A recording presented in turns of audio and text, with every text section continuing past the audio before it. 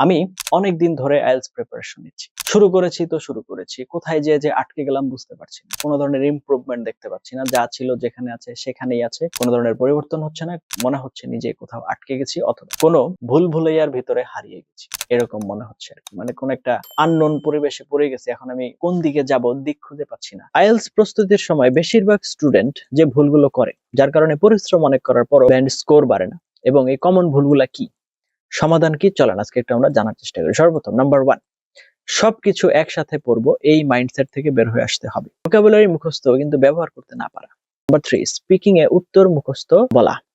Speaking এ grammar নিয়ে ভয়। Writing এ template overuse. Task 1, graph শুধু ডেসক্রাইব করা। নাম্বার 7 কি বলছে, রিডিং এ ফুল প্যাসেজ পড়া।